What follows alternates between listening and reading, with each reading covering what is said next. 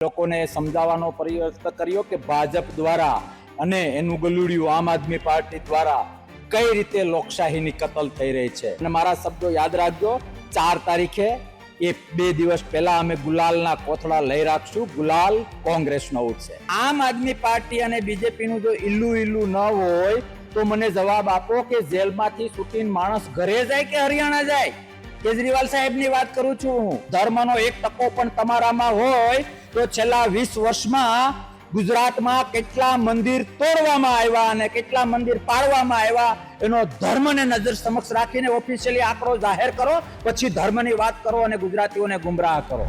આણંદ જિલ્લાની ઉમરેઠ વિધાનસભાની પેટા ચૂંટણીઓ યોજાઈ રહી છે અને આજે કોંગ્રેસના ઉમેદવાર એટલે કે ભૃગુરાજસિંહ ચૌહાણ દ્વારા ઉમેદવારી પત્ર દાખલ કરવામાં આવ્યું। એ પહેલા કોંગ્રેસની જાહેર સભા યોજાઈ હતી અને આ જાહેર સભામાં કરસનદાસ બાપુ પણ જોડાયા હતા। તેમણે પણ ધારદાર પ્રવચન આપ્યું, સભા સંબોધી છે અને એ સભામાં કોંગ્રેસના કાર્યકરોનો ઉત્સાહ પણ વધારે છે। આપણી સાથે ગુજરાત તક સાથે કરસનદાસ બાપુ જોડાયા છે, આપણે એમની સાથે વાત કરીશું। બાપુ, તમે આજે કોંગ્રેસથી જે સભાને સંબોધન કર્યું છે અને કોંગ્રેસ તરફી ઉમેદવાર જે છે તેમને જીતવા માટેની હાકલ કરી છે, શું કહેશો? જી, એ સભા કે મારું પ્રવચન એ માત્ર પ્રવચન નહોતું। ગુજરાતની આવતીકાલ અને ગઈકાલની વાસ્તવિકતા પીરસવાનો મેં પ્રયત્ન કર્યો। મેં લોકોને સમજાવવાનો પ્રયત્ન કર્યો કે ભાજપ દ્વારા અને એનું ગલુડિયું આમ આદમી પાર્ટી દ્વારા કઈ રીતે લોકશાહીની કતલ થઈ રહી છે। કયું જૂથ, કયો વર્ગ ખુશ છે? જે રેશિયો ઓફ હેપીનેસ કદાચ ગુજરાતની વાત કરીએ તો નીરેશ ટુ 0 છે। માવતર પાર્ટી કોંગ્રેસે જે ગુજરાત અને રાષ્ટ્ર માટે જે કંઈ કર્યું છે એ વાસ્તવિકતા સમજાવવાનો પ્રયત્ન કર્યો છે। મેં બીજેપીના એક મીડિયામાં મેં જોયું હતું કે 40 સ્ટાર પ્રચારકો અહીંયા મૂક્યા છે, તો મારે એ કહેવું છે, એ પણ મેં મારા પ્રવચનમાં વાત કરી અને તમને પણ કહું છું કે જો 30 વર્ષથી તમે લોકહિત માટે, ગુજરાત હિત માટે, લોકશાહી હિત માટે કંઈ કામ કર્યું હોય તો શા માટે 40 લોકોની ટીમ ઉતારવી પડે?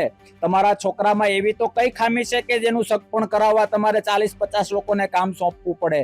ખૂબ દુઃખની વાત છે કે લોકશાહી ઉપર આ લોકો પ્રહાર કરી રહ્યા છે, પણ આનંદની વાત એ છે કે આ વાત લોકો જાણી ગયા છે।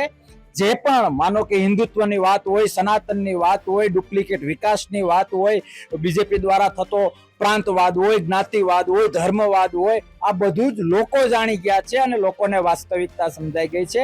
લોકો એક્સેપ્ટ કરતા થયા છે કે યસ, માવતર પાર્ટી એ કોંગ્રેસ પાર્ટી છે। અને મારા શબ્દો યાદ રાખજો, 4 તારીખે એ 2 દિવસ પહેલા અમે ગુલાલના કોથળા લઈ રાખશું। ગુલાલ કોંગ્રેસનો ઉઠશે। આની પહેલા જે ચૂંટણી યોજાઈ હતી તેમાં તમે આમ આદમી પાર્ટી તરફથી પ્રચાર કરતા હતા અને હવે તમે કોંગ્રેસમાંથી પ્રચાર કરો છો, જનતા સ્વીકારશે તમને આ રીતે? જી, લોકોને તો એ બાબત તો મેં ઘણી બધી વખત સ્પષ્ટતા કરી છે કે મારી ગળથુથીમાં કોંગ્રેસ છે।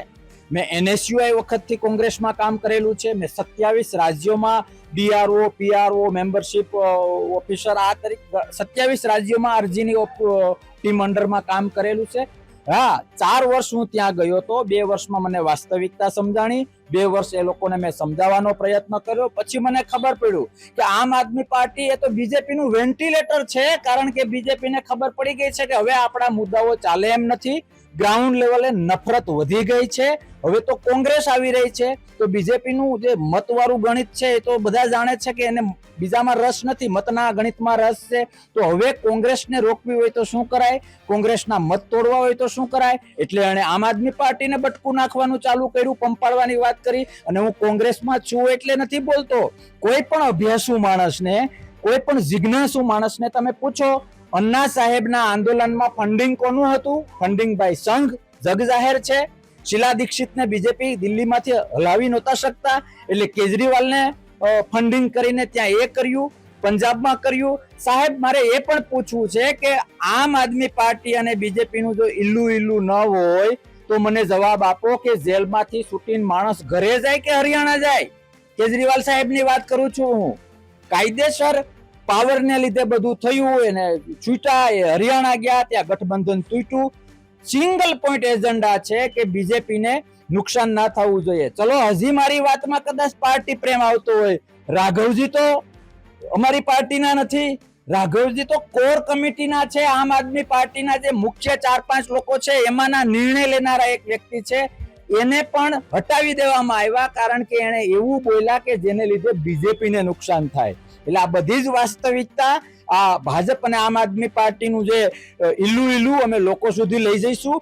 અમારી કોંગ્રેસ માવતર પાર્ટીની વાસ્તવિકતા અને ભૂતકાળના કામો અમે લઈ જઈશું અને ફરીથી ડંકાની ચોટ ઉપર વિથ સ્માઇલ હું કહું છું કે ગુલાલ કોંગ્રેસનો ઉડશે. જી ખડગેજી દ્વારા એક નિવેદન આપવામાં આવ્યું અને ત્યારબાદ સીએમ હોય કે ડેપ્યુટી સીએમ હોય ટ્વિટર પર એમણે ટ્વીટ કરીને આની નિંદા કરી છે.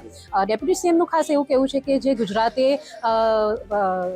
ગાંધીજી આપ્યા, જે ગુજરાતે સરદાર વલ્લભભાઈ પટેલ આપ્યા, જે ગુજરાતે વડાપ્રધાન મોદી આપ્યા અને જે ગુજરાતનું મોડેલ જે અત્યારે લોકોમાં આકર્ષણનું કેન્દ્ર છે અને એ ગુજરાતના જે મોડેલ છે એને સ્વીકારી નથી શકતી ને 6 કરોડ ગુજરાતીઓનું અપમાન કર્યું છે ખડગેજી. અને તમે કેવી રીતના જુઓ છો? જી એ બીજેપીને એક શું કહેવાય, એની પાસે એક માસ સાયકોલોજીની ટીમ છે કે કઈ વાતને ડાયવર્ટ કરીને પોતાના ફાયદામાં પેલું કરાય. મારે એક ગુજરાતીને પૂછવું છે, એક ફેમિલી મેમ્બરને પૂછવું છે કે તમારો નાનો ભાઈ, તમારું બાળક કદાચ કઈ ભૂલ કરે તો એને થોડીક કડવી ભાષામાં રોકવું એ માવતરનું કામ છે કે નહીં?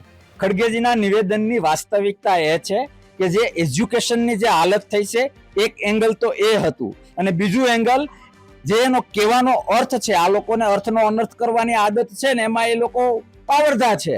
પણ વાસ્તવિકતા એ છે કે ગુજરાતની અંદર તમે જે કહ્યું એ રીતે એમાં હું સહમત છું. એ લોકોએ લખ્યું કે જે સરદાર આપ્યા, જ્યાં ગાંધીજી આપ્યા, એ ગુજરાતના લોકોને આજ સુધી આટલા શાણા હોવા છતાંય ખોટા પ્રાંતવાદ, જ્ઞાતિવાદ, ધર્મવાદ, બનાવટી હિન્દુત્વ, બનાવટી વિકાસના નામે જે એટલા વર્ષોથી ઉલ્લુ બનાવે છે. એટલે ગુજરાતીઓ અભણ જેવું કામ ના કરો, હવે આંખ ખોલો.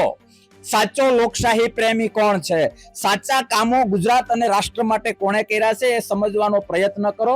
એક ટકોર છે, એક આંખ ખોલવા માટે છે અને એ વાસ્તવિકતા છે. પણ બીજેપી તો એ ના સ્વીકારે. બીજેપી તો તમે જે હમણાં કહ્યું એવા સ્ટેટમેન્ટ આપે કે ગુજરાતીઓનું અપમાન. મારા બાળકને આ સારા આવતીકાલ માટે, મારા બાળકને કદાચ અમુક શબ્દ હું બોલું તો આજે ના સમજાય, તમને અનુભવ હશે, મને અનુભવ હશે, આપણા માવતરો પણ બોલેલા છે, જે અમુક વર્ષ પછી સમજાય. સેમ એ માવતર નો જે પ્રેમ બાળક માટે હોય એમ પ્રમુખશ્રીનો પ્રેમ ગુજરાત પ્રત્યે છે અને એ માટેનું એ સ્ટેટમેન્ટ છે. બીજેપીને જે ડાયવર્ટ કરવાના પ્રયત્ન કરવા એ કરે, ભેગું નહીં થાય. જી સ્થાનિક સ્વરાજ્યની ચૂંટણી છે, એવું કહી શકાય કે 2027નું એક જે છે જોવા મળશે આની અંદર પરિણામ. કોંગ્રેસ કેવી રીતના આને જુએ છે અને કયા મુદ્દાઓ રહેશે મતદારોને આકર્ષવા માટે કે આ સ્થાનિક સ્વરાજ્યની ચૂંટણીને સર કરી શકે કોંગ્રેસ? જી પેલું તો હું એ વાત સાથે સહમત નથી કે આવું પ્રેક્ટિકલી હોતું નથી કે ભાઈ આપણે કહેતા હોય સેમીફાઇનલ ને ક્વાર્ટર ફાઇનલ, એવું હોતું નથી. મેં એવી લોકસભાઓ પણ જીતાડી છે કે જ્યાં 6 માંથી 5 વિધાનસભા બીજેપીની હોય અને એક જ કોંગ્રેસની હોય. હું જામનગર જિલ્લાની વાત કરું, જ્યારે 2009માં વિક્રમભાઈ ચૂંટાણા, એવું કંઈ હોતું નથી. પણ જે મુદ્દાઓની વાત છે તો સ્થાનિક સ્વરાજ્યની ચૂંટણીમાં પ્રેક્ટિકલી તો એ છે કે જિલ્લો બદલાય એટલે ઘણું બધું બદલાય, કારણ કે ગ્રાઉન્ડ લેવલના પ્રશ્નો હોય છે. પણ મૂળ જનરલાઇઝ કરીએ તો મૂળ એ છે કે અમે આ લોકોએ જે આભાસ ઉભો કર્યો છે, વિકાસ વિકાસ વિકાસ છે કઈ નહીં, જે ઇકોનોમિકલી ઇનબેલેન્સ કર્યું, ખેડૂતોની જે હાલત કરી, ગ્રાઉન્ડ લેવલ સિચ્યુએશન, જે ગરીબોના ખીચામાંથી કાઢીને અમીરોને પીરસવાનું જે કામ કર્યું, આ જે કઈ વાસ્તવિકતા છે, ધર્મના નામે જે પોતાનો સ્વાર્થ સિદ્ધ કર્યો છે. ધર્મમાં માનતા હોય તો મારે તમારા માધ્યમથી બીજેપીને પૂછવું છે કે ધર્મનો 1% પણ તમારામાં હોય તો છેલ્લા 20 વર્ષમાં ગુજરાતમાં કેટલા મંદિર તોડવામાં આવ્યા અને કેટલા મંદિર પાડવામાં આવ્યા, એનો ધર્મને નજર સમક્ષ રાખીને ઓફિશિયલી આંકડો જાહેર કરો, પછી ધર્મની વાત કરો અને ગુજરાતીઓને ગુમરાહ કરો. રેકોર્ડ કાઢો તમે 1947 અથવા તો 1960 પછી ગુજરાતમાં કેટલા મંદિર કઈ સાલમાં બન્યા અને કઈ સાલમાં તૂટ્યા. હાવ દૂધનું દૂધ ને પાણીનું પાણી થઈ જશે. હું તમને ચપ્પા માર્યા કરું છું, ભેગો બોલું છું કે હું તમને પ્રેમ કરું છું, તો શું દુનિયા મૂર્ખી છે? ગુજરાત શું મૂર્ખો છે?